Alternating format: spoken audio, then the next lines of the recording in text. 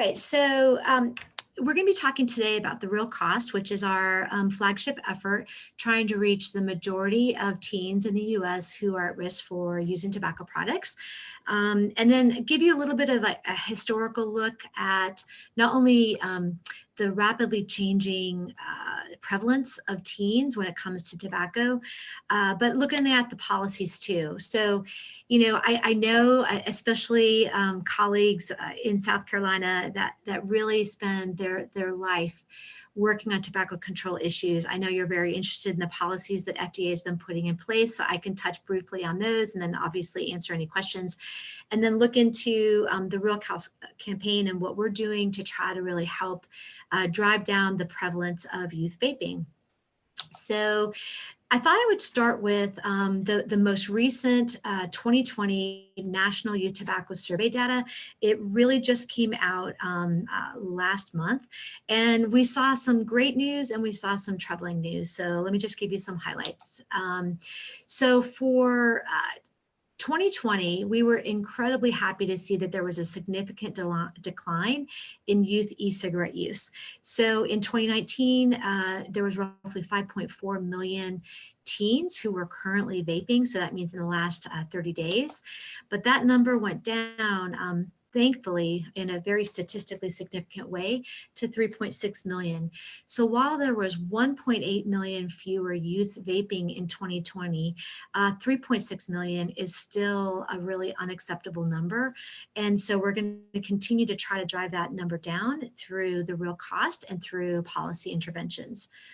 So that was the great news. The very troubling news was the concerning rise in use of disposable e-cigarettes. So the blue bar represents the 2019 rates of disposable use for both high school and middle school, but we saw, you know, exponential increases in use in 2020. And so high school usage is at over 26.5%, and middle school usage is at 15%. And so this was very, very troubling. And I know we're going to get into some of the policy implications in a little while, and I'm sure you guys will have questions about this. So this is something that FDA is obviously very aware of, and we're taking steps to solve this.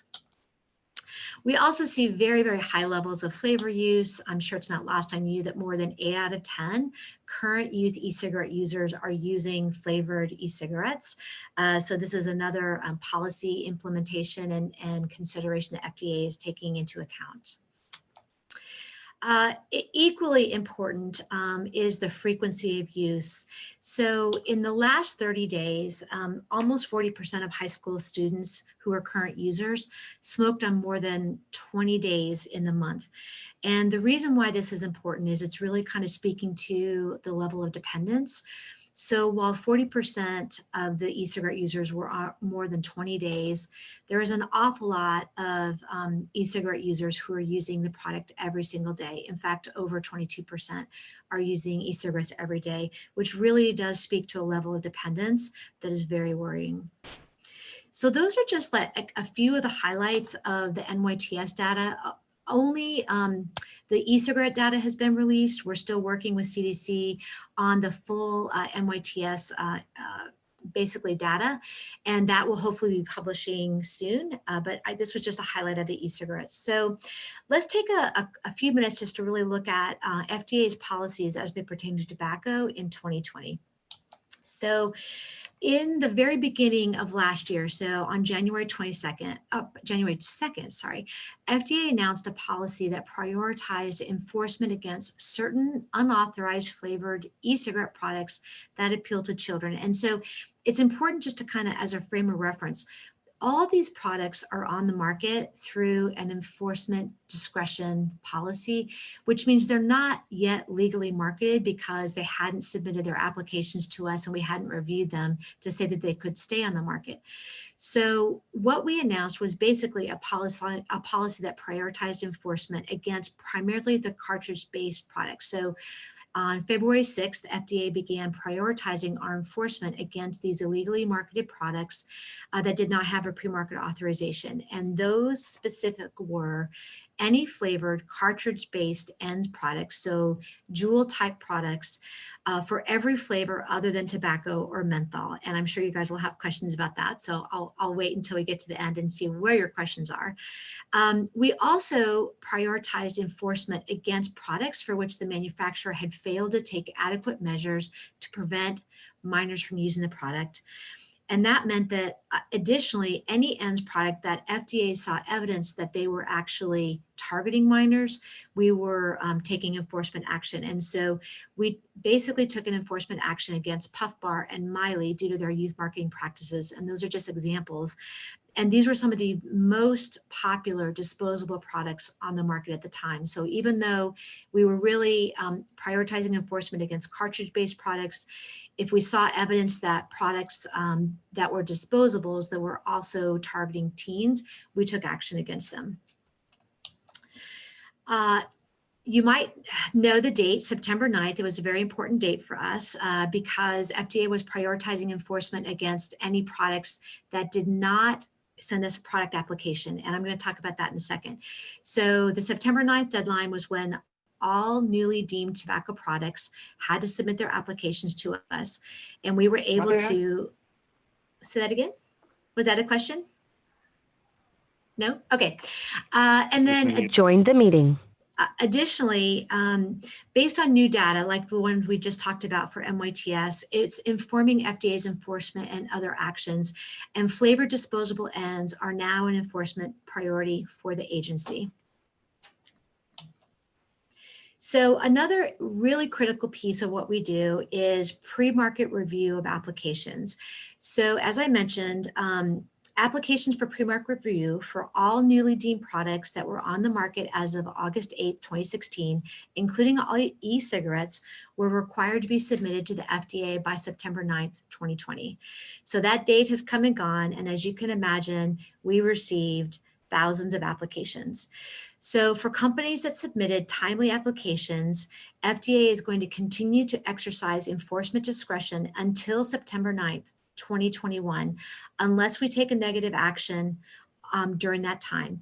So by September 9th, 2021, either FDA will have taken an enforcement action against a product, authorized a product, or if at the end of that time we have not taken action, then those products must be sunset and come off the market. So FDA has a tremendous job in front of us to review all these product applications and make a decision based on the merits of the application and based on the science, whether or not they can come onto market or if they must leave the market. And FDA is planning to post a list of all the deemed new products that were on the market as of August 8, 2016, and that are still on the market and for which we have received a application.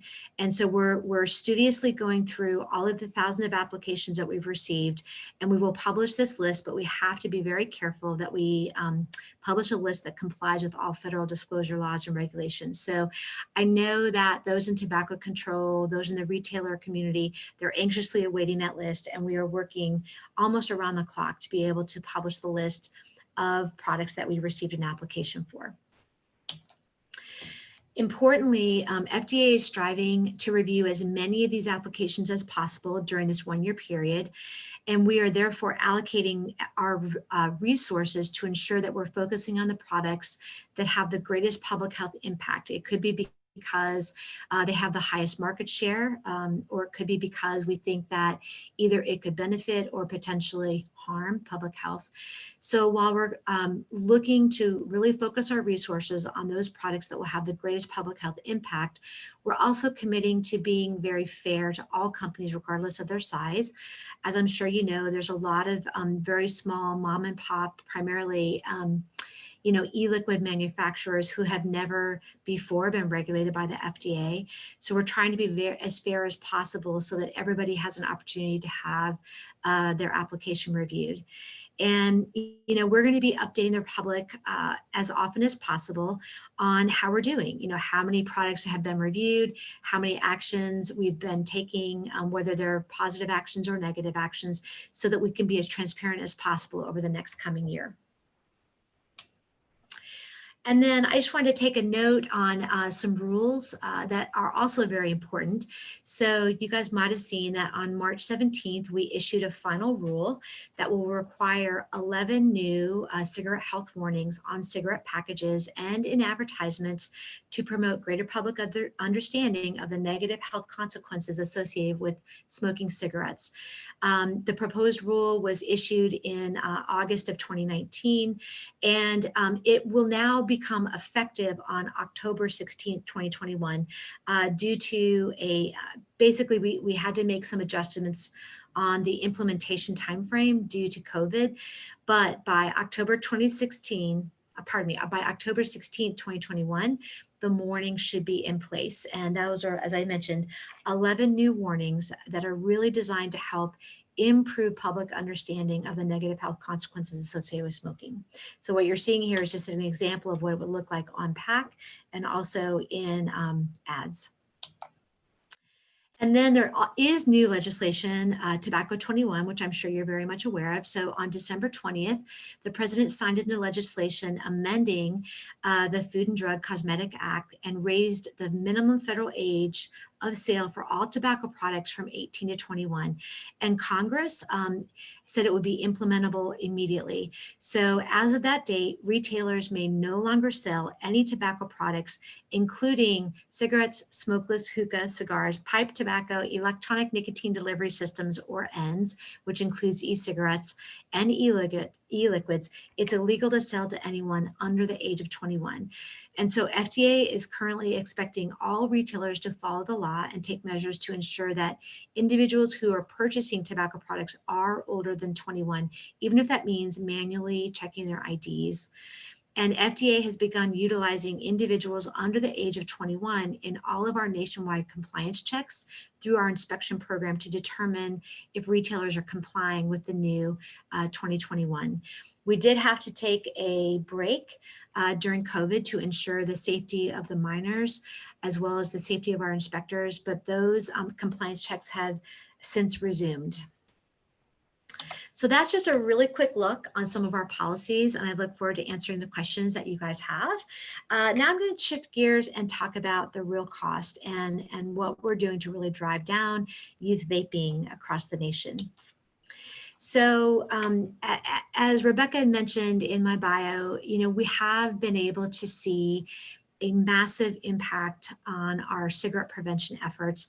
And that's because we're following a very evidence-based theory of behavior change model where we design and develop campaign ads that we know through the research show promise to really affect behavioral change. And so we do a full-scale advertising effort underneath the Real Cost brand, which includes advertising and messages delivered to all teens who are susceptible or currently experimenting with e-cigarettes. So one of the things we do is we literally talk to thousands of teens every year through both qualitative and quantitative research to really understand their mindsets and how they are changing over time. And I thought it'd be really interesting for you to see in our most recent round of formative research how the mindsets have changed as it pertained to vaping. So vaping continues to be a very normalized part of their lives. And this research was conducted at the end of 2018 into 2019. So while kids were still in school, COVID obviously changed things dramatically, which I can share a little bit of highlights if you guys have questions about that. But while kids were in school, school bathrooms continued to be the nerve center of teen vaping to the point that many respondents would talk about how their schools had to go on lockdown to discourage the practice of vaping or really preventing kids to even use the bathroom. Teens are seeing that vaping spread throughout their social circles, and we're wondering about the societal impact of vaping because it really has changed in the last couple of years, where they're seeing much more the social norm as it pertains to vaping. Younger respondents did report not seeing a lot of vaping among their peers, which is great, and that's to be expected, but they were still very, very familiar with vaping, and they had a good understanding of not only those kids that were most likely to vape, but the mechanics of vaping. We had seen it in the last few years becoming very much more normalized. Social media continued to be a huge driver or propagating the use, but it also in the last year really started giving them a pause as more people started talking about the negative side of vaping. So while social media was seen as glamorizing vaping, you had a lot of kids who talked about how it's really seen as very positive and very progressive, and like the cool kids and the ones that kids like really idealized were the ones that they were seeing vaping. But they also started talking about how, especially in 2019, there were a lot of stories in social about the negative side of vaping. And so, this started, I think, primarily with, when we started seeing people dying from lung issues. And, FDA and CDC came to find out that really what we saw through the Valley epidemic was people were primarily using their vaping devices to vape THC and CBD, primarily that had been cut with a cutting agent, vitamin E acetate. When everybody was so afraid and not understanding what was happening, you saw a lot of teens and young adults really talking about the negative health consequences, especially as it pertained to their lungs. And so this had somewhat of a protective factor among the youth that we talked to, because it really helped them like take a pause and really think about the consequences as opposed to having a cost-free mentality as it pertained to e-cigarettes. This is interesting because though, the profile or the picture of kids who are most likely to smoke is very different from the kids who are most likely to vape. And we call it clique agnostic because, we know that it's everybody from the valedictorians to the basketball players to the drama kids to the A students, to the basketball athletes. It really is everybody. And so this was different for us because it helped us see how pervasive it was across all walks of life when it comes to teens. But the at-risk and younger teens were more likely to make judgments about the teens who vape, but really it's become so common that it's really just everybody, which is very interesting. Teens also talked in the most recent research about exploring different vaping options. And so, before this round, it was really Juul. Juul was ruling. Everybody was talking about Juul to the point that obviously you guys know that it's even a verb. I'm Juuling. But they're really becoming a lot more brand agnostic and familiar with other type of pod mods and disposable brands. And what tended to be driving this was the availability and the convenience. And obviously flavor was a key. It's like they wanted to talk about, those brands that they could still buy, those brands that they could share, and those brands that, they could basically bum from a friend. We also heard a new term, the term fiending. So, and I can explain what that is in a minute, but kids would say that their friends that were fiending were not picky at all, that they would take a hit from anybody, regardless of the type of vape it was.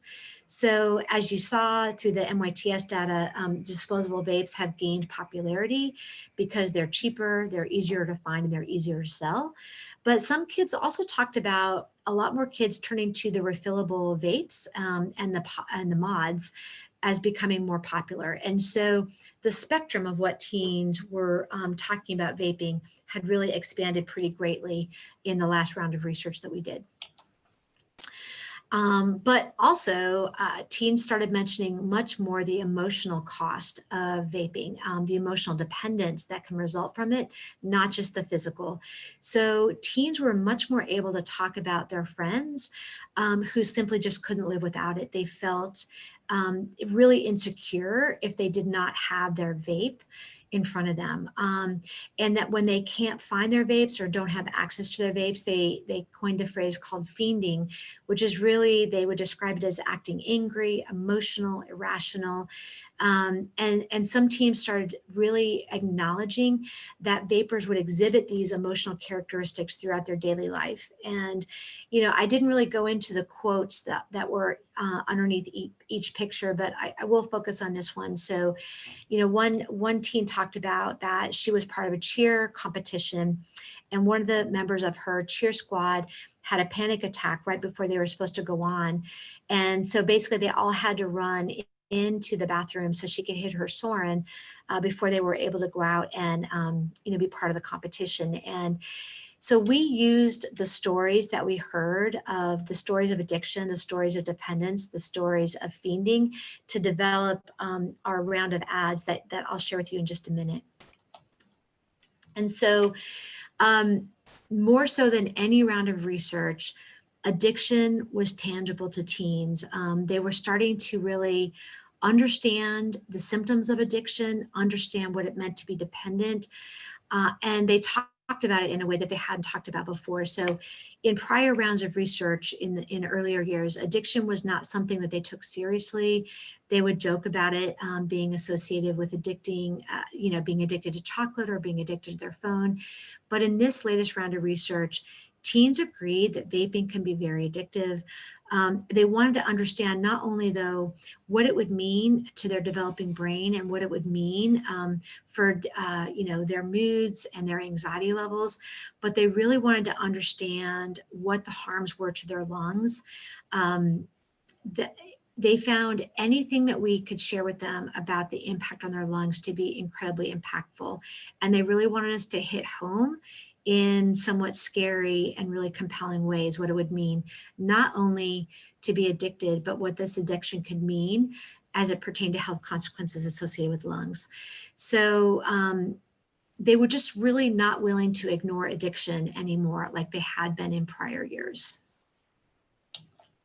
So let me walk you through some of the ads, and then I'll walk you through some of the results. And so, as I mentioned, it's so important for us to take a pulse check on shifting attitudes and beliefs, and for us to, in teens' words, use their stories to really create our ads. And so I'm going to show 4 ads that are all new in 2020 and that are all running now. And they literally came directly from the research, so we could try to make them as motivating and relevant and authentic as possible. So let me walk you through 4 ads. I'm going to pause after just a few seconds just to make sure the audio, you guys can hear this. And if the audio sounds too loud or not loud enough, you'll need to adjust the audio on your own computer. So Rebecca, I'm just going to run through a few seconds of this, and will you please confirm that you can hear it? If you vape, you could be inhaling toxic metals into your... If you vape, you could be inhaling toxic metals into your lungs. To show how scary that is, we made metal monsters. With special effects that show metal particles being inhaled. And music that would have made your heart race. But nothing is as scary as the facts. Vaping can deliver toxic metals like nickel and lead into your lungs. That's metal in your lungs. Tail slate. So that spot literally came from focus groups where teens were saying, you don't need to trick us into telling us how scary it is. Just the notion of inhaling toxic metals into your lungs is scary enough. So we developed this scary enough ad directly from that research. The next 3 ads are really a series that we call Addiction Isn't Pretty. And again, this came from talking directly to teens about their own addiction stories or stories of their friends. So this first one is called Purse. You want peanut butter? We need to hurry. You're late. You need to finish, please. I gotta get him changed, okay?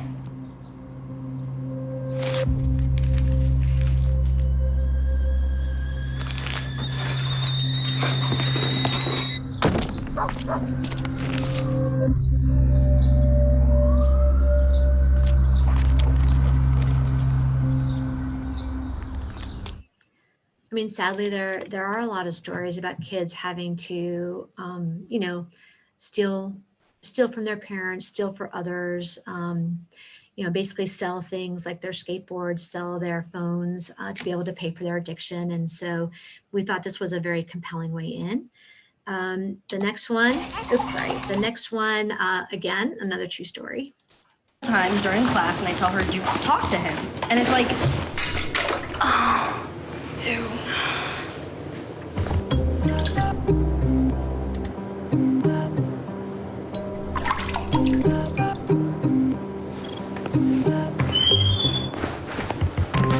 me later.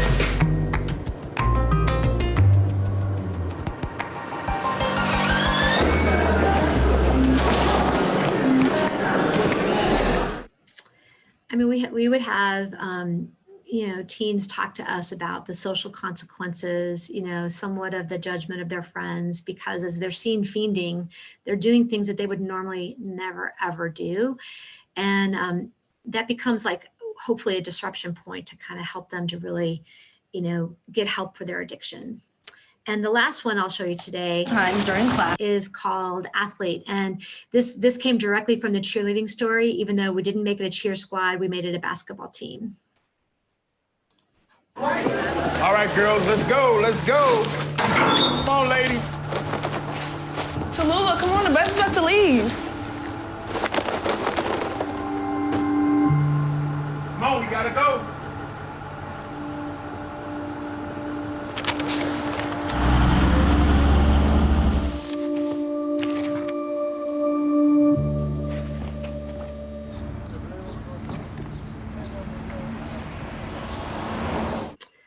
Again, teens talk to us a lot about, you know, what they normally would never do, you know, the hurt of letting down their friends, letting down their family members, you know, the addiction, changing their personalities, making them into people they didn't want to be. So these spots are doing really well because, like I said, they came directly from true teen stories. So one of the things we always do, we do copious research on each and every concept before it ever makes it into market, because we want to make sure that it's going to make a difference. And so we do the formative research, we develop the ads, we do copy testing research, and then once we are ready to produce the ads, and we do quantitative copy testing. So the bottom line up front, we talked to over 150 kids. These ads received excellent perceived ad effectiveness scores. If you guys have questions about what that is, it's a validated measure that FDA uses, Truth uses, CDC uses to really help us predict whether or not a spot has the potential to create knowledge, attitude, and belief change. We also look for unintended consequences. Is there a chance that someone who sees this ad will actually be more likely to use a tobacco product or think that, you know, these products are safer than they actually are? So we didn't see any unintended consequences. And we know that not all knowledge, attitude, and belief statements and behavioral intention measures saw statistically significant movement in the right direction, and that the majority of youth understood the main message of the ads. So all of this is really, really good news, and it let us know that this body of work, I showed you 4 of the 8 new spots that are running this year. You know, we have every confidence that they will continue to drive down the youth vaping rates going forward. So our perceived ad effectiveness scores, just as a comparison, scary enough, toilet purse, oops, I misspelled purse, sorry about that, purse. Why do you always see a typo in the middle of a presentation? Anyway, all of them scored well above the median range of 3 on a 5-point scale, which shows us that these really have the potential to break through. Main message, unaided recall. So the teens are showed the ad one time, and then we asked them from an unaided basis, what was the ad about? And so all of these ads had very, very high unaided awareness scores, which again tells us if a kid can describe the main message, then you know, it's getting through to them. This is also really important. And for those of you, I think Rebecca said a lot of you are into behavioral science and behavioral metrics. So, you know, for every ad, we look at the emotional reaction. We look at the positive reactions, we look at the negative reactions. And so we call these our web charts. And, you know, we, as part of perceived effectiveness, we look at, you know, do the ads inform kids? Are they surprising kids? Do teens feel understood as a result of the ad? Are they amused? And so we've got positive emotions and we've got negative emotions. You know, does the ad make them feel uneasy, afraid, disgusted, sad, angry, ashamed, irritated? And, you know, there really needs to be a combination of both positive and negative responses in order to know that you're really kind of breaking through and cutting through the clutter. And so you can see that our ads almost to a point were very much the same positive emotions were popping in terms of being informed and surprised, but also the same negative reactions were popping, feeling very uneasy, feeling disgusted, feeling sad, feeling ashamed. And so those are also really good indicators of impact. And then knowledge, attitudes, and beliefs are a huge part of our behavioral longitudinal evaluation. We need to know that we're moving knowledge, attitudes, and beliefs on campaign targeted messages in order to know that we're going to make a difference. And so, we looked at kids. There's 150 kids that were part of the control sample, so they saw no ads. We looked at 150 kids who saw the ads. And for all of these knowledge, attitudes, and beliefs, the health-related ones are moving in the right direction. So did the ad, those who saw and exposed to the ad, did it make them believe that they would, after seeing the ad, that they could be causing damage to their body, that they could be causing damage to their lungs, that they could be developing serious health problems, versus those who saw no ad in the control? And all of the ads showed really statistical significant changes in the right direction versus the control for damaging their bodies, damaging their lungs, and serious health problems. Same thing on the addiction related knowledge, attitudes, and beliefs. After seeing the ad, did they think that they could be controlled by their addiction, or that they would even become addicted compared to the control? And kids who were exposed to the ads had a statistically significant reaction over those in the control group. So we were very happy to see that. Importantly, intentions to use. We always ask, after seeing the ad, are you more or less likely to try a vaping product? So among the at-risk non-triers versus the control, really a statistically significant shift in those at-risk non-triers, saying that they were less likely to use. But more importantly, among those kids who are already using, we also saw a statistically significant increase in those who said that they were less likely to use a vaping product after seeing the ad. So all of this is really, really positive news for us. So in summary, the new ads that I just shared with you that were based directly on the research all performed really well in terms of perceived effectiveness and message comprehension.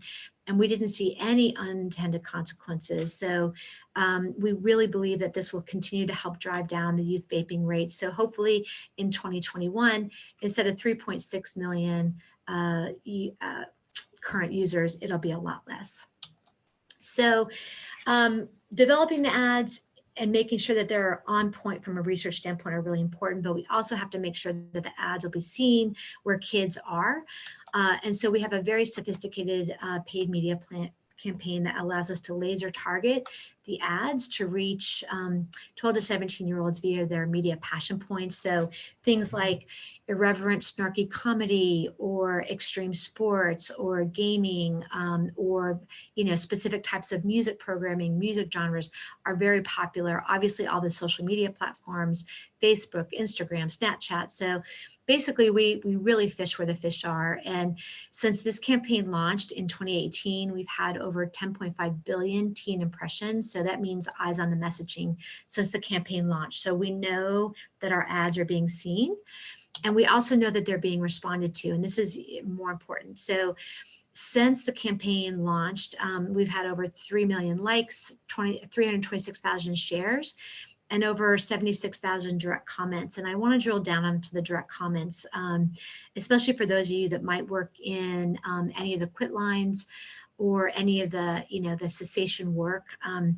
We really are having a lot of interaction with teens. And so if you look at the buckets that the comments fall into, roughly 35% of teens that reach out to us through direct message believe that vaping is safer and proven for cessation. And they really challenge us on this. And so, they'll say, well, this has to be safer than cigarettes. And so, we, based on the science, will say, yes, if you're a smoker who either can't or won't quit, we believe that vaping is less harmful for you. However, if you're a teen that's never used a tobacco product, it's not safe for you. It's inherently harmful for you. And then we run through the litany of things that we know from the science, how e-cigarettes can harm. But when they ask us about the risk continuum, we have to have a pretty complex conversation with them. A lot of teens will challenge us and say, well, this is great. Thanks for this message, but I'm going to continue to vape. And, you know, we get that. And we get that it's hard to change behaviors through advertising. But if they're taking the time to actually message us and say that they're going to continue using tobacco product, it's kind of like touching a sore tooth. We believe that we've like touched a sore tooth and they're challenging us, but at least they're thinking about it. And so that it's a lot to ask from advertising. So we're happy when teens challenge us like that because it allows us to have a dialogue with them. 15% of the comments that are coming directly to us are asking for the sources. They want to learn more. They want to understand where we're getting the science and they want to unpack it for themselves. And we also see that as very positive because they're thinking about it. And if you can get kids to think about their behaviors such that they want to research it themselves. I mean, that's kind of like, I think, a teacher's dream, right? So we're happy when we see that and we give them all the sources and let them go for it. And, you know, a lot of them come back and ask more questions. So we think that kind of interaction is great. We're starting to see a lot more kids share with us either their own harmful stories about the effects or what they've seen happening to their friends. And we really utilize that data to not only make sure that we've got a pulse point on what's happening, but that, you know, we do an awful lot. I just shared with you the videos, which take an awful long time to kind of go through that research process. But when we start seeing something trending in social media, we can develop social and digital ads much, much faster. And so we really jump on this type of data that's coming into us directly from the teens about what they're seeing. And then finally, in the last year especially, over 7,000 comments have come to us directly from teens asking for help in quitting. So we know that we don't need the NYTS data to share with us or to tell us how many teens are actually really addicted to the point that they need help. So as always, we work with NCI, the National Cancer Institute. They have been our like call to action for any kid who has come to us to ask about, I need help in quitting any tobacco product. We send them to NCI, who has like incredibly strong evidence-based research to help teens. But we worked with them to develop new e-cigarette specific cessation content on Smoke-Free Teen, which really gives teens the most comprehensive behavioral techniques to help them deal with their cravings, navigate peer pressure, prepare to quit, make it through their quit day. And so since July 2019, when this content launched, we've had over 1 million page views, and teens are actually spending an awful long time on each page. For any of you guys who work with web metrics, this is a long time to be spent on a page about how to quit vaping or how to overcome nicotine withdrawal. So we're happy about that, but obviously much more has to be done because there's a lot of addicted teens. We're also in the second year of a really strong partnership with Scholastic, where we bring a lesson plan, infographics, scientific facts, and more directly to middle school and high school teachers nationally. We developed new resources in 2020 that include both English and Spanish. So new lessons and worksheets and videos. And if you guys are interested, you can download this information for free on scholastic.com. It's a whole bunch of really great like protocol that has been fully vetted through Scholastic's teaching, you know, those who know best how to teach directly to middle school and high school. So we're excited about that partnership. We also have a whole lot of free materials available to anybody who works in tobacco control and public health through the CTP Exchange Lab. And it's everything from posters to social content to digital content, and we make it available for free. So for you guys. And that's the end of my presentation. I want to open it up for questions and just to see, you know, questions, thoughts, whatever you have for me. Hold on one second. I'm gonna go through I'm gonna kind of start at the beginning. Let's see. Will the PowerPoint be available? Yes, we'll get that out to you. Yes, I will save it as a PDF because the file is so massive because of the creative. So I'll save it as a PDF and share it with Rebecca. Sure, and I'll get it out to everybody. where will the info updates on the application review process be made? Will that be on a certain schedule or what? So that'll be on fda.gov /tobacco. There's a specific area in the website that we're building out to give, I believe they're going to be monthly updates. And so once, I mean, as I mentioned, we're going through thousands of applications to even understand what we have. But once we start taking actions, we will provide metrics on a monthly basis, but it'll be like metrics from like a couple months prior, if that makes sense. So it's like, once we start providing these metrics on, number of decisions that we've made, negative actions like refuse to accept an application or refuse to file an application, or positive decisions where we have found a product to be appropriate for the protection of public health. All of those really important FDA decisions will be updated on a monthly basis, but it's going to take us a few cycles to start being ready to share information with you, if that makes sense. So it'll be on FDA's primary webpage as it pertains to tobacco product submissions. Okay, thanks. And this is a flavor question. Why was menthol excluded from the banned flavor additives given its impact on communities of color? This was the initial mistake made with combustibles that is still not resolved. That is such a fair question, and it's a really important question. I mean, I think I can give you the answer to the best of my ability, but I don't think it'll be a satisfying answer. So you mentioned the original mistake that was made with menthol. And so you have an awful lot of people smoking menthol cigarettes. And you have an awful lot of people who are trying to transition away from cigarettes and that are trying to use e-cigarettes as a way to leave the combustibles behind. So you're kind of getting into the risk continuum discussion, right? So I think at the time, we were really worried about driving people back to menthol cigarettes. And so because menthol cigarettes are still allowed, we felt that one, we would be treating menthol e-cigarettes differently than we've been treating menthol cigarettes. And so we try to be as consistent as possible.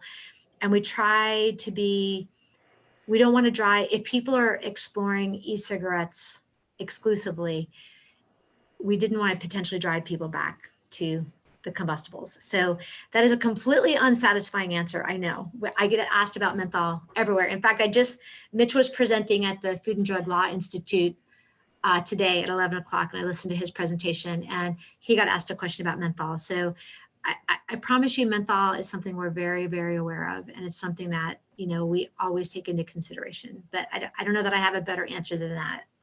Okay. I have a follow-up question about flavors. Why were the disposables and other types excluded from the flavor ban? So at the time, and that's another great question. At the time, I mean, Juul was the predominant product that was being used at the time. And the cartridge-based products were the real problem at the time. So the decision was made, again, FDA has to try to set policy based on the overall population health.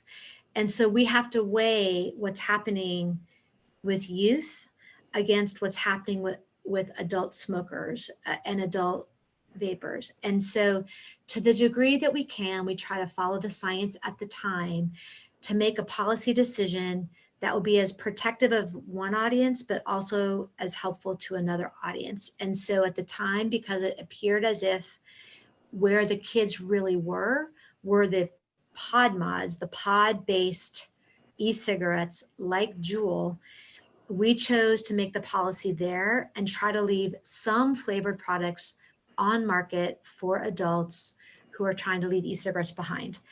Was it the right decision? I don't know. I'll let you guys be the judge. But we certainly saw a migration to the disposable flavored products. So what I will say, and I tried to mention in my upfront slides, is that the most popular disposable products we handled through enforcement. So we sent out enforcement against Puff Bar and Miley during the 2020 year. So we did basically enforce the most popular disposable brand. But we recognize it's like a game of whack-a-mole, right? So kids are going to migrate to products that are easily accessible and products that are less expensive. So we are prioritizing disposables as part of our enforcement discretion now. All flavor disposables, sorry. Okay, excuse me. Well, that's what I was gonna say. Can you tell us a little bit about what that really means when you say handled through enforcement? I mean, they're still all over the market and available in all the flavors, the puff bars are. Yes. So that means that we are looking at the evidence and the available evidence to see, we have to prove that they're marketing to teens. We were able to prove that for Miley and Puff Bar. So we were able to basically say, you can no longer market your product. You know, FDA will review your application as part of the application review process, but you're not able to be on the market any longer. So, but there are still absolutely disposable flavored products on the market, but we're hunting for the data to suggest that they are marketing to teens. So if that makes sense. Okay, thank you. Dr. Keeley, you put this question in right before the slide came up about what media markets. So you're not, if you're okay, you got your answer. Okay, great. Let's see. So pediatrician here, we have your posters hanging in every exam room in our office. Thank you for the work, but still I look at all this and think it's terrible for adults. Why do we continue to sell it? There's not really an answer. I can answer it. Why do we continue to sell things with such horrible health consequences to children or adults? Free market, I guess, right? That is such a great question. And first of all, thank you so much. I'm glad that you can use the resources because we really do try to make resources available. So thank you for that.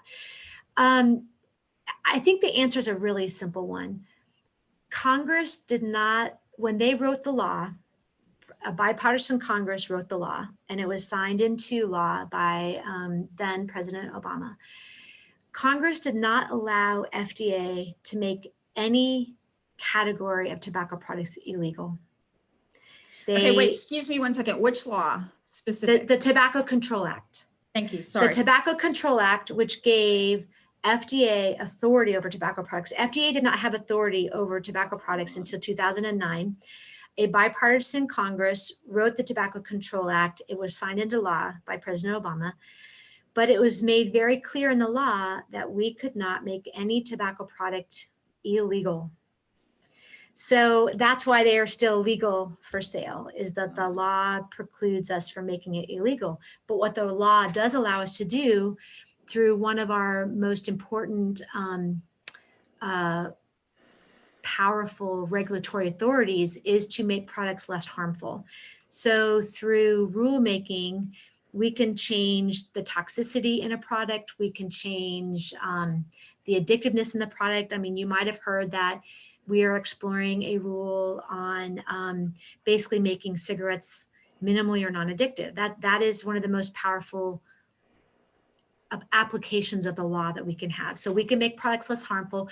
We also, through our product review authority, only have to let new products on the market if they are proven to be less harmful, if they are appropriate for protection of public health. So we're doing what we can within the confines of the law, but we can't make anything, any category of product illegal. Thank you. I've never heard that explanation, so that helps me. Thank you very much. Sure. By the way, everybody, there's only one more question in the chat box. So, and Kathy has a little bit of time past 2. So if anybody has some more questions, please go ahead and put them in the chat box. Here's another question. I may be wrong, but is there even any evidence that suggests e-cigs are useful as a cessation product for adults? If they're not effective for adults for cessation, why? And then they should be banned, period. Okay, so that's a two-parter, but it's a really good question. So you're absolutely right. There is no evidence that these products are effective for cessation. And it's curious to me because, you know, our Center for Drug Evaluation and Research, CDER, would oversee a cessation claim. And I don't know why no e-cigarette company or tobacco company has submitted an application to CDER to be able to make a therapeutic claim. It seems to me that, you know, the first company that would be able to make a therapeutic claim that this product would help a smoker quit, it would be, you know, good for them from a marketing standpoint. So until an application is received and reviewed by our Center for Drug Evaluation and Research, nobody should be able to say that this will help them to quit. But I think that your question is more nuanced, because I think you were responding to what I said earlier about the risk continuum. Based on the science, the Center for Tobacco Products does believe that for a smoker who can't or won't quit, if they exclusively use an e-cigarette product because it's not burning combustible tobacco, it is less harmful for them. So I think that it's hard because there are still 34 million, I mean, you guys know who are practicing clinicians, there's 34 million addicted adult smokers who probably were addicted when they were a teenager and didn't understand what they were in for. So part of the law and part of FDA's purview is to ensure that if you are an addicted adult smoker and you can't or won't quit, that there are products that pose less harm and risk for you to try to help you, so that you don't die from a tobacco-related disease. I know it's not a satisfying answer, but that's the best answer that I have. So but you're right. None of these products have been proven as a cessation device. Right, and I often hear some tobacco researchers talking very much about harm reduction, so I appreciate the nuanced way that you actually just explained that piece of it as well. I do have another question. When will e-liquids be required to be labeled as to contents and nicotine concentration? That is a great question, and I want to make sure I answer it the right way. So right now, e-liquid products have to have the nicotine label on it. Every e-liquid product out there should have a warning that says, warning, this product contains nicotine, like an addictive chemical, something like that. So, but can you ask the question again? Because I don't know if that's really what you were getting at. Sure. When will e-liquids be required to be labeled as to contents and nicotine concentration? Okay. Here, I think I don't want to misspeak. I believe that in order to have actually all the labeling required, FDA has to do that through rulemaking. So right now, they are only required to have the nicotine warning on it. I think I gave you the right answer. I think that has to happen through rulemaking. I don't think that's part of the product review process, but I could be wrong, and I'm sorry. I'm not 100% sure. I'm not a lawyer, but I think that's the right answer. Well, thank you. As of right now, I'll give y'all one more chance. Any more questions? Because most of you have stayed on. Okay, here's another one. Besides, there was a thank you for the excellent content. That was in the chat box, Kathy. Thanks, sure. Where on the risk continuum will FDA place new heated tobacco products? So it's funny, we get asked that question a lot. Like, people want us to create a continuum and they want us to put like products on a continuum. I mean, what we've only said about the continuum is you've got the least harmful, the most safe and effective are nicotine replacement therapy products that have been regulated by FDA for decades. And the most harmful on the other end are combustible products. People ask us all the time, like, where does a product like a heat not burn cigarette like IQOS, where does it fit? And all we're able to tell them is that based on the science, we found the IQOS product to be appropriate for the protection of public health because it has less toxins than cigarettes. So that means it's less harmful than a cigarette if you use it exclusively. We also just recently authorized claims to be made for IQOS, which allows them to make specific health claims because based on the science, we thought that the claims were accurate. So all I can tell you is on the continuum, they are less harmful than cigarettes when used exclusively, but they are still more harmful than nicotine replacement products. Sorry, how's that for a tap dance?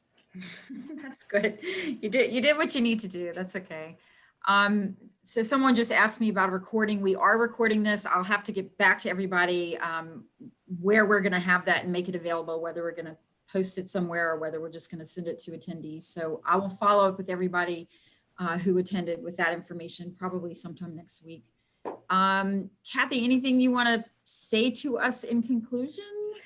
I'm really thankful for all of your efforts. I think that without what happens at the state level and the local level as it pertains to tobacco control policies, a federal policy can only go so far, right? And so I always, whenever I'm given the opportunity to talk to tobacco control public health groups at the state and local level, I always want to make sure that I thank you for your efforts, because you've been doing the yeoman's job for decades. And I think that much of the success we've had in driving down the smoking rate to the lowest ever that we've been basically evaluating for decades and decades really rests on your shoulders, for sure. I mean, the feds only started regulating it in the last 10 years. And so, we can attribute a piece of the puzzle, I think, but really your efforts have been what have been driving the smoking rates to the lowest. And so I thank you for that. I know in a state like South Carolina, we were talking about North Carolina earlier, I think you might have higher smoking rates than, other states. But that doesn't mean that your efforts are not critically important, and they are. So I just wanted to thank you for your efforts, and thank you being interested in hearing what we're doing at the FDA, at the federal level. I mean, it really takes everybody working together, I think, on this. That's really all I wanted to say. So thank you for your time today. I have a really quick question. The kids that y'all surveyed, do y'all have any new data related to post-pandemic with the kids not at school in terms of usage? Only anecdotally. So for instance, the NYTS data was actually done. It started fielding, I think, in January and stopped when kids left schools in the March timeframe, but we still had enough of the survey fielded to be a nationally representative sample. I think next year's NYTS could really show the impact of COVID. We do know anecdotally from what we're hearing, even just on social media, that access, first of all, the lockdown with your parents might have really helped kids. And then the not being able to actually go out and buy the product, not being able to get to retail locations, I think really helped kids. So we are seeing anecdotal evidence and stories that there might be a silver lining from COVID as for adults too, as it pertains to smoking and tobacco use, except that what I will tell you is we've just come out of really comprehensive research with adults and adult smokers, and the stress that everybody's under right now is like a huge tension when it comes to trying to quit. We keep saying there's never a better time to quit, especially in light of the emerging science as it pertains to how, for smokers who contract COVID are at more serious risk because of it. So we're saying there's never a better time to quit, especially during COVID. And they're saying back to us, there's never been a more stressful time for me, and I can't quit. So I mean, I think there is some silver lining to COVID, but I also think that the stress and the number of people that have lost their jobs, and just everything is so stressful. 2020 is just so stressful that it's actually doing a number on people who are smoking. Okay, thank you for that. I know it was a little off topic. That's okay. So just in closing, I would like to thank Dr. Keeley again from Tobacco Free York County Coalition for getting this started. I appreciate all of you who took time out of your day to listen, and the fact that you all are interested. So thanks very much.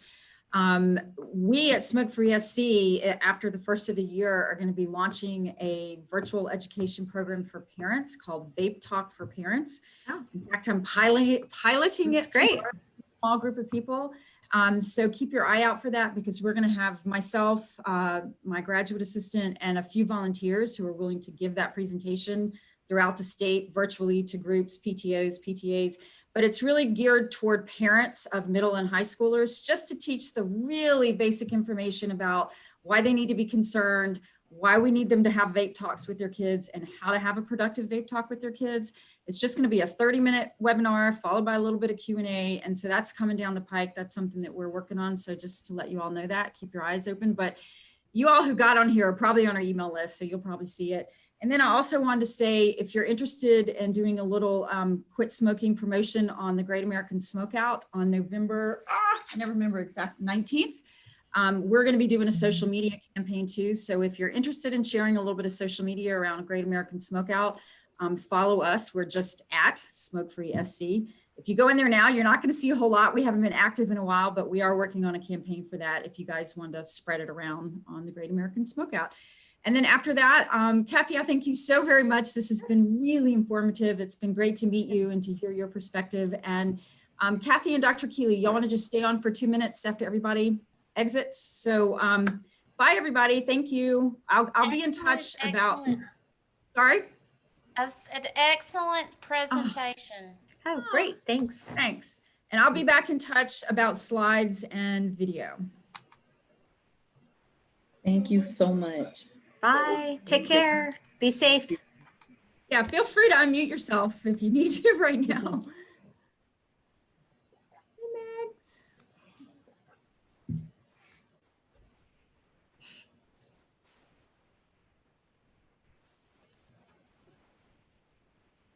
People, I guess they want to stick around. They're slowly That's checking fine. out. They're That's fine. slowly checking out.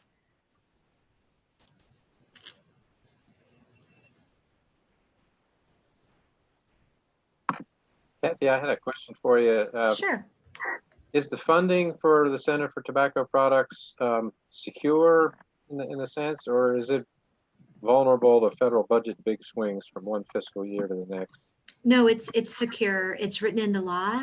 So every year up until 2019, it had been increasing. And so now we're capped out starting in 2020 at roughly $712 million a year. And that's built into law. And so obviously the money comes directly from the tobacco industry as part of their user fees. And so we are funded, and thankfully we're not beholden to fluctuations through appropriations, through federal appropriations. Good. Yep. That was a good question. I just removed about 4 or 5 people. I'm guessing they were in another room. Okay. they just hadn't logged out. Kathy, this is Megan Austin, my graduate assistant from the School of Public Health here, and she just wanted to stay Hi, on for a Megan. couple of minutes. Hi. Sure. That was a I great really just- presentation.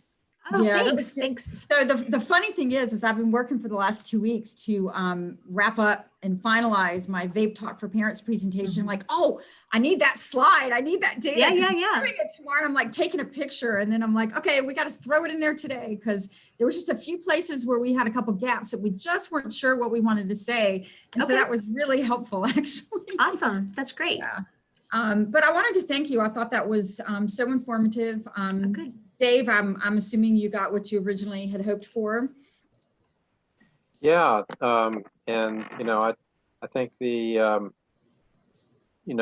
fact that we had over 60 people express an interest in it is good. Hopefully we can stay in touch with those, even though I think the most I saw on at one time was like 30, 35.